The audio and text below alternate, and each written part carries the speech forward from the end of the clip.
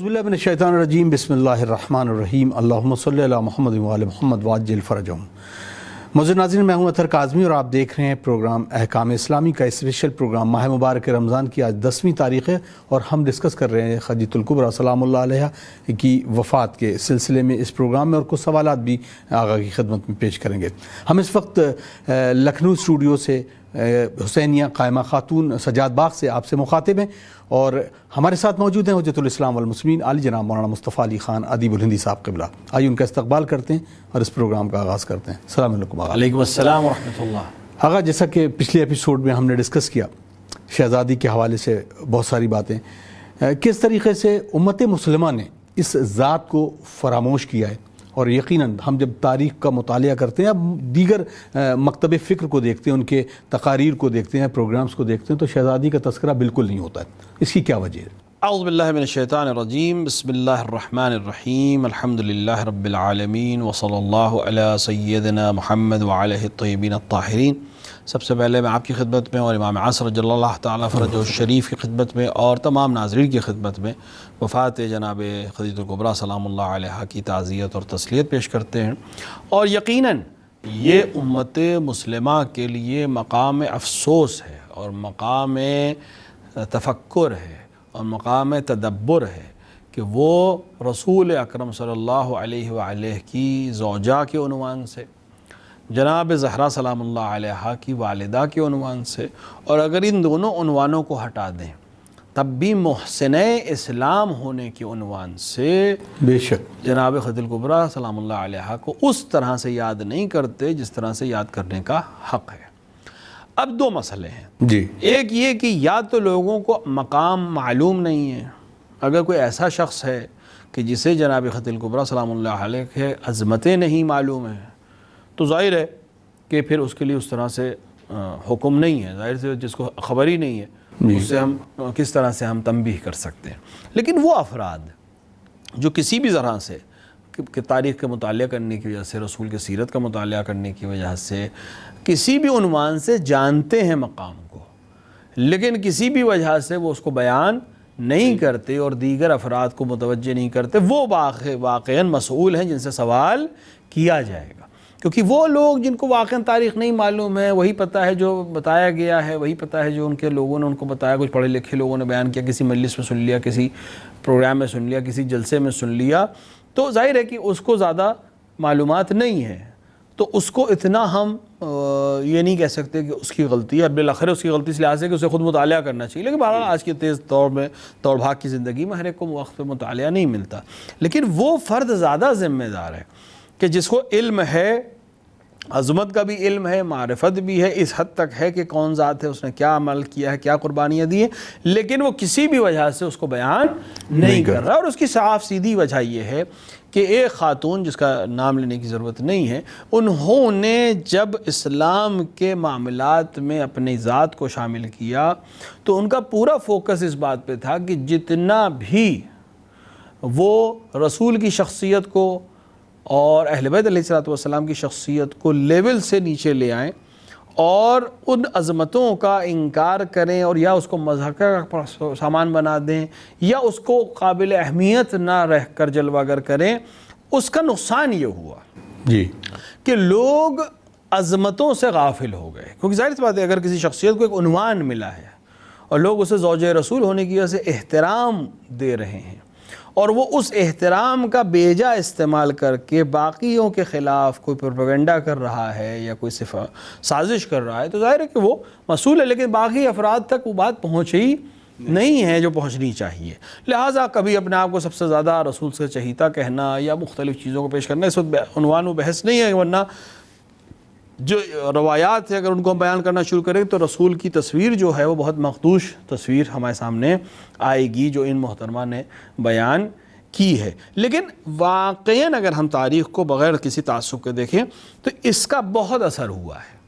کہ وہ خاتون جس نے ساری زندگی رسول کے لیے وقف کر دی، ساری دولت رسول اور اسلام اور مسلمانوں پہ خرچ کر دی، اس کے کردار کا کوئی ذکر نہیں ہے، اس کی عظمتوں کا کوئی اعتراف نہیں ہے، اور اس کو ویسے عام ازواج رسول باقی سب تھیں ویسے ہی جناب خدیجہ الکبریٰ بھی ایک زوجہ رسول تھی، اس عنوان تک وہ قبول کرتے ہیں، جبکہ اس کے برعکس ہے بالکل معاملہ، جس مقام پر وہ تھی کوئی بھی زوجہ رسول نہیں پہنچ سکی۔ سب سے بہت اہم بات آج بھی معاشرے میں یہی ہے کہ جس زوجہ سے اولاد انسان کو ملتی ہے اس کی اہمیت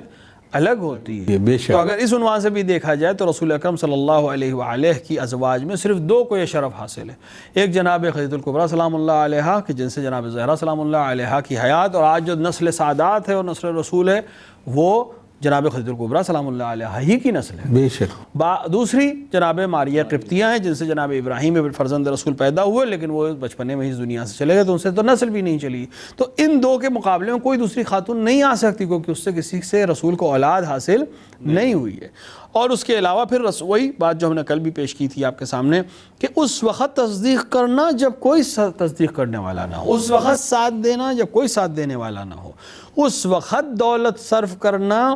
جب یہ امید نہیں ہے کہ اس دولت سے مجھے کچھ فائدہ ملے گا۔ دیکھیں بہت سے لوگ آ کر سرمایہ گزاری کرتے ہیں گورنمنٹ کے کاموں میں، لیکن وہ تب کرتے ہیں جب انہیں یقین ہوتا ہے کہ اس سے مجھے واپس مل جائے گا۔ جی 10% جتنا لگائیں گے اس کا 10% یا اس کا 100% مجھے واپس مل جائے گا۔ تو اس طرح کے لوگوں نے پیسہ تب لگایا ہے جب اسلام ایک حکومت حاصل کر چکا تھا، ایک اسٹیٹس حاصل کر چکا تھا، لیکن جناب خدیجہ الکبریٰ سلام اللہ علیہ نے تو اس وقت دولت خرچ کی جب کچھ بھی نہیں تھا، جی، اور یہ دولت واپس نہیں آئی ہے جناب خدیجہ الکبریٰ سلام اللہ، کیونکہ رسول اکرم نے اس طرح کا کوئی پلاننگ نہیں کی تھی کہ جو پیسے میں خرچ کر رہا ہوں اسلام پر، یا جناب خدیجہ سلام اللہ علیہ کا جو پیسہ خرچ ہو رہا ہے اس سے ریٹرن کچھ حاصل کیا جائے گا ان کی یا ان کی اولاد کے لیے، نہیں، جو کچھ آتا بھی تھا وہ بھی مسلمانوں پہ دوبارہ خرچ کر دیا جاتا تھا۔ تو جناب خدیجہ الکبریٰ سلام اللہ علیہ کے مال پر پلنے والے مسلمان اگر وہ یا ان کی اولادیں جناب خدیجہ الکبریٰ سلام اللہ علیہ کو یاد نہیں کرتی ہیں یا ان کی عظمتوں کا اعتراف نہیں کرتی ہیں تو اس کے لیے ہم کس لفظ کو انتخاب کریں، یہ خود ایک اپنے آپ میں ایک بحث کا سوال ہے کہ ایسی امت کو کیا کہا جائے جو احسان کو یاد نہیں رکھتی، جبکہ قرآن ہم کو حکم دے رہا ہے کہ کیا احسان کا بدلہ احسان کے سوا کچھ اور بھی ہو سکتا ہے۔ تو جناب خدیجہ الکبریٰ سلام اللہ علیہ کا احسان تو خیر بہت بڑی چیز ہے، اس کو کون چکائے گا،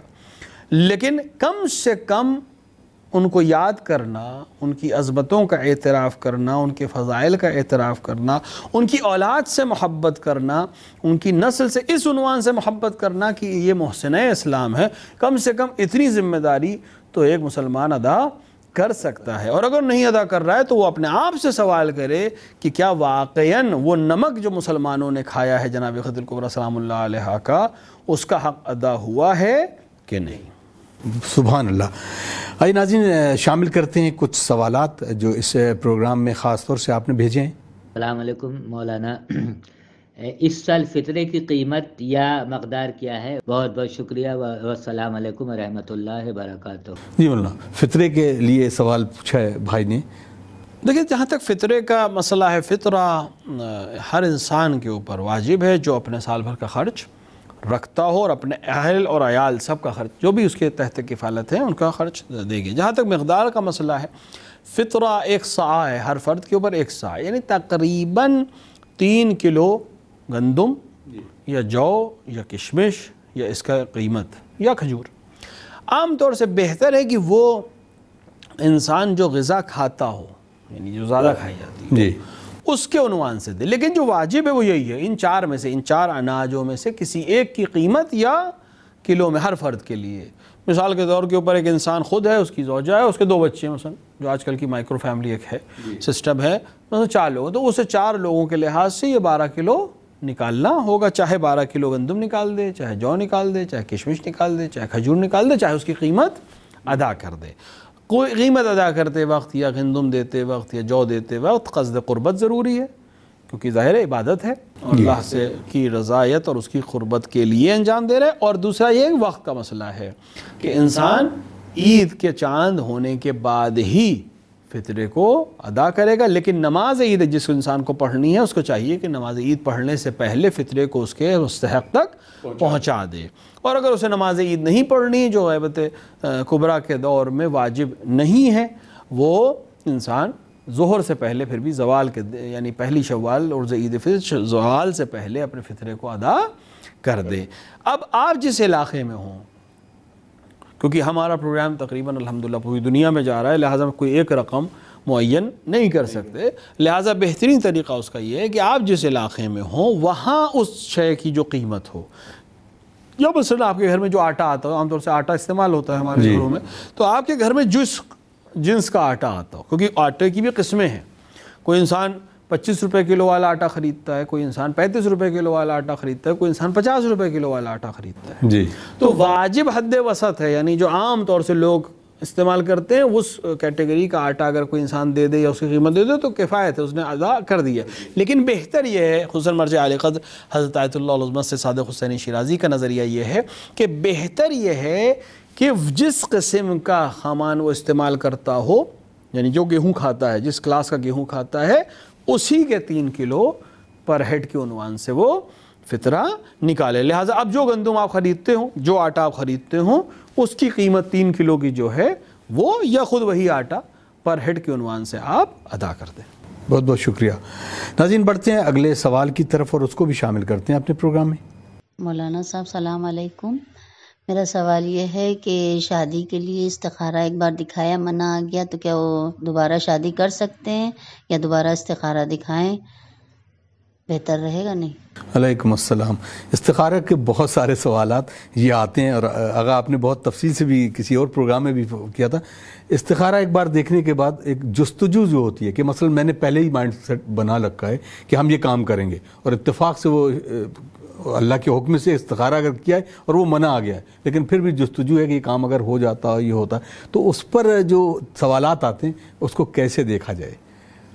دیکھیے، جہاں تک استخارے کا مسئلہ ہے، کتنی دفعہ خود جہاں پہ روایت ہے استخارے کی، جی، وہاں بھی یہی حکم ہے کہ پہلے انسان تفکر کرے، پھر مشورت کرے، اگر ان دونوں کے بعد نتیجے پہ نہیں پہنچ پا رہا تب استخارہ کرے۔ تو عام طور سے ہم بغیر مشورت کے، بغیر تحقیق کے، بغیر تفکر کے سب سے پہلے استخارہ کرتے ہیں، جو سب سے آخری مرحلہ ہے۔ جی،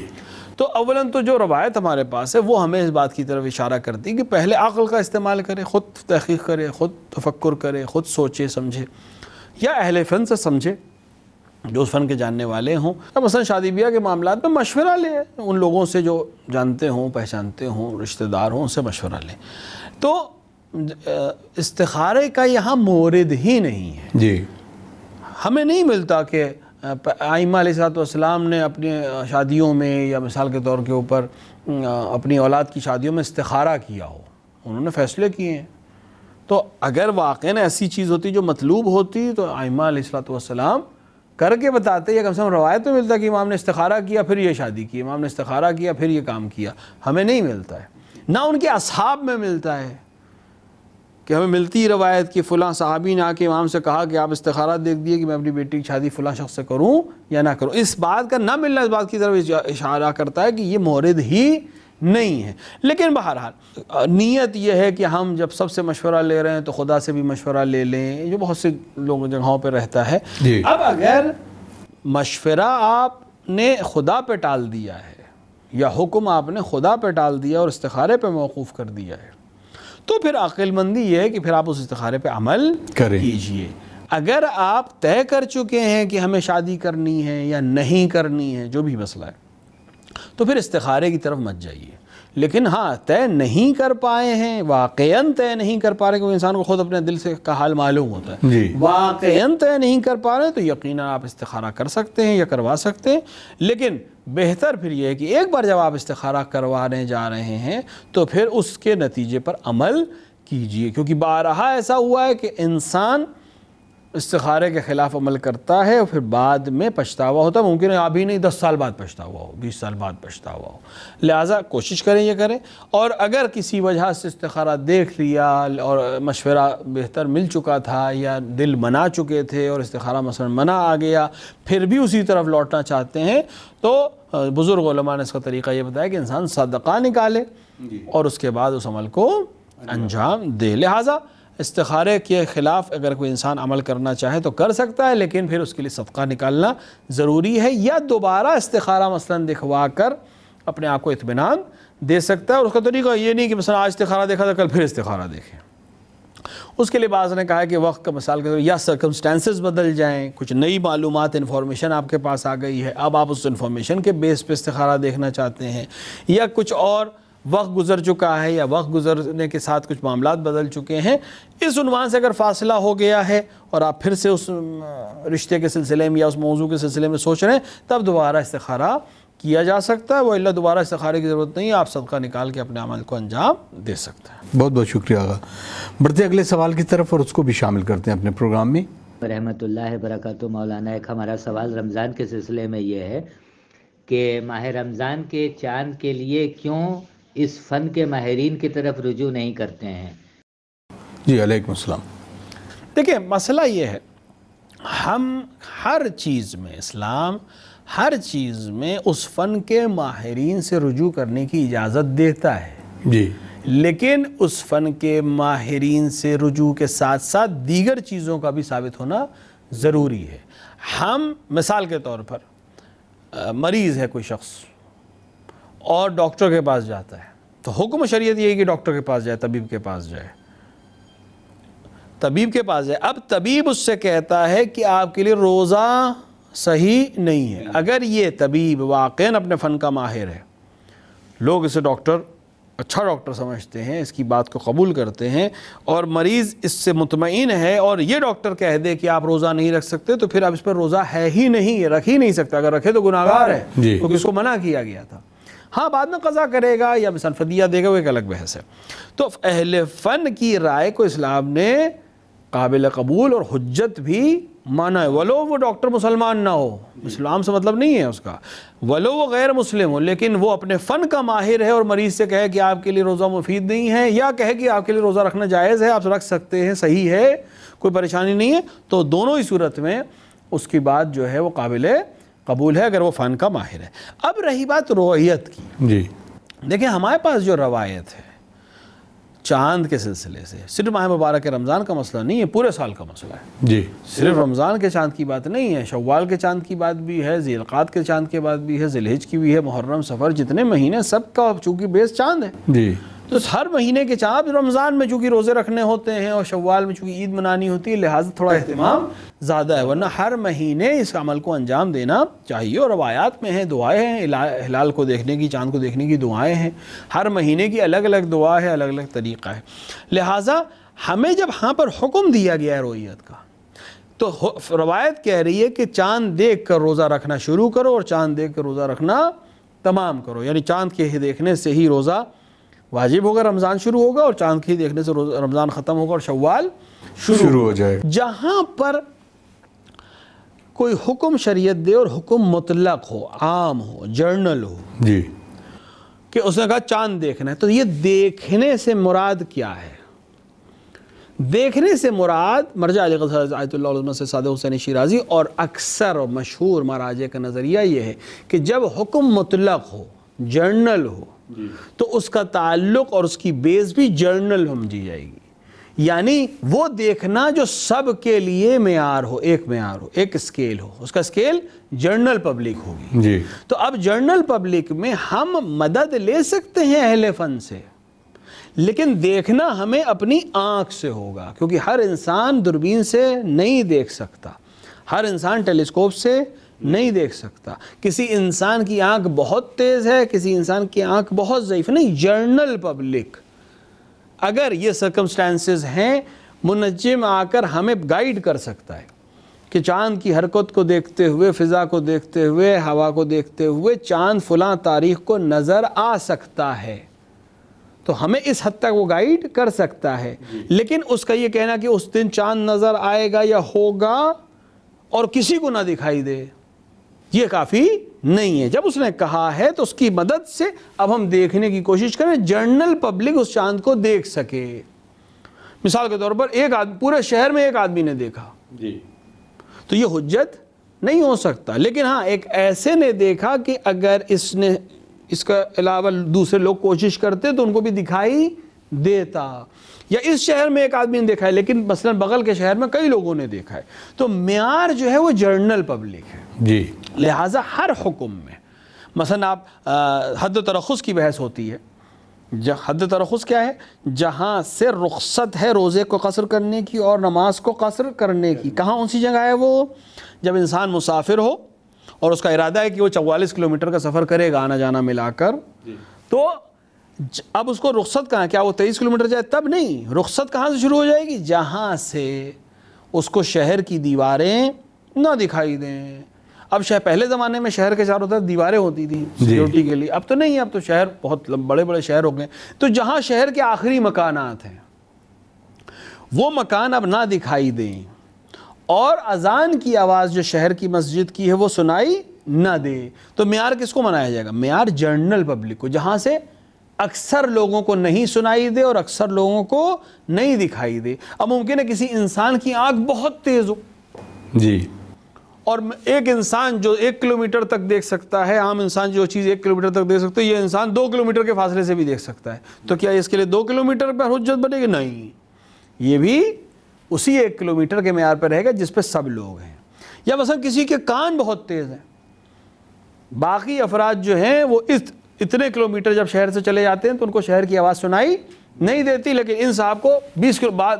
کلومیٹر بعد بھی سنائی دیتی کسی بھی وجہ سے جی. تو کیا ان کے لیے 10 کلومیٹر کے بعد حد ترخص بنے گا؟ نہیں, ان کے لیے بھی وہی حد ترخص رہے گا, ولو اس کے کان جو ہیں بہت بات تک سن رہے ہیں یا اس کی آنکھ بہت دور سے دیکھ رہی ہے تب بھی نہیں. ہمیشہ معیار جنرل پبلک بنائی جاتی ہے. تو منجم کی طرف آپ رجوع کر سکتے ہیں, لیکن اس سے مدد لے سکتے ہیں. کہاں پر نظر آئے گا, کتنے بجے سے کتنے بجے کے بیچ میں نظر آئے گا, کتنے چانسز ہیں نظر آنے کے, ان چیزوں میں ہم مدد لے سکتے ہیں. باقی میں چونکہ اسلام نے معیار جرنل کو بنایا ہے, لہٰذا ہم جرنل پبلک کی اس آئی کو ہی حجت مانیں گے. اس کے علم کا ہم احترام کرتے ہیں, لیکن وہ مددگار خالی بنے گا. حکم ہمارے لیے علم کے ذریعے سے نہیں بلکہ رویت کے ذریعے سے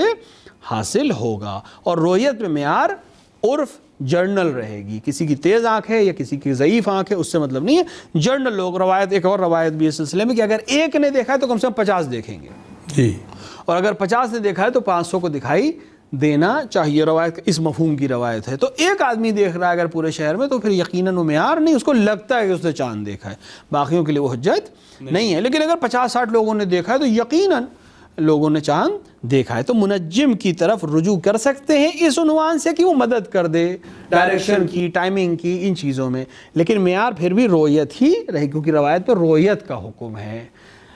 یہ کیلکولیشن کا حکم ہم کو نہیں دیا گیا ہے, رویت کا حکم دیا گیا. تو کیلکولیشن کے ذریعے سے جگہ مشخص کر سکتے ہیں, لیکن دیکھنا نیکڈ آئی سے ہی ہے بغیر کسی دستگاہ کی مدد کے. بہت بہت شکریہ. اگر ہم چاہیں گے کہ آج کے اس پروگرام کا خاتمہ بھی ایسے ہو کہ ہم عزاداری جناب خدیجۃ الکبریٰ بھی کریں, اور مصائبی طور پر کچھ وہ جملے کہ جو آخری وقت تھا اور کس طرح سے حضور سرور کائنات نے آپ کو کفن و دفن دیا, اور اس کے بعد اس کو جناب خدیجۃ الکبریٰ سلام اللہ علیہا نے جو وصیتیں کی تھیں ان میں سے ایک وصیت یہ بھی کی تھی کہ جو جناب شہزادی سلام اللہ علیہ سے کہا تھا, اور کہ اپنے بابا سے کہنا کہ اگر ان کے لیے ممکن ہو تو مجھے اپنے لباس میں کفن پہنائیں. اور شہزادی سلام اللہ علیہ نے جب یہ بات رسول اکرم سے کہی تو آپ کی آنکھوں سے اشک جاری ہو گئے, اور آپ نے کہا کہ یہ بات خدیجہ مجھ سے بھی کہہ سکتی ہے, لیکن وہ شاید شرم اور حیا کی وجہ سے اس نے یہ بات نہیں کی کہ میں یہ بات کہ رسول سے کہتے ہوئے انہیں شاید شرم محسوس ہوتی ہو. لیکن بہرحال یہ شرف جناب خدیجۃ الکبریٰ سلام اللہ علیہ کو حاصل ہے کہ رسول نے اپنے لباس میں آپ کو کفن دیا اور اسی میں خود اپنے آپ کو دفن فرمایا. لیکن جب اس طرح کا کوئی بات آتی ہے تو ہم پھر وہ بات یاد آ جاتی ہے کہ جناب خدیجۃ الکبریٰ سلام اللہ علیہ کو رسول نے اپنے کرتے میں دفن کیا, اپنے لباس میں کفن پہنایا, لیکن جناب خدیجۃ الکبریٰ سلام اللہ علیہ کے فرزند امام حسین علیہ الصلاۃ والسلام دشت کربلا میں اس طرح سے قتل کیے گئے, اس طرح سے شہید کیے گئے کہ نہ دفن کرنے کی اجازت تھی نہ کفن دینے کی اجازت تھی. عجب نہیں کہ رسول اکرم یہ آواز دیتے ہوں کہ میں نے دنیا کو کفن پہنانے کا طریقہ سکھایا, میں نے دنیا کو کفن دینے کا حکم دیا, اور آج میری اولاد کو کوئی کفن پہنانے والا نہیں ہے. اس امید کے ساتھ کہ جناب خدیجۃ الکبریٰ سلام اللہ علیہ کے صدقے میں حضرت کا ظہور ہو اور ہم اپنے امام کے ساتھ ان کی جدہ کی بھی عزاداری کریں اور امام حسین علیہ الصلوۃ والسلام کی عزاداری کا حق بھی ادا کر سکیں۔ بے شک، بہت بہت شکریہ آغا۔ ناظرین، آپ دیکھ رہے تھے پروگرام احکام اسلامی، اور ہمیں دیجیے اجازت، انشاءاللہ اگلے ایپیسوڈ میں پھر ملاقات ہوتی ہے۔ والسلام علیکم ورحمۃ اللہ وبرکاتہ۔ اللہم عجل لولیک الفرج۔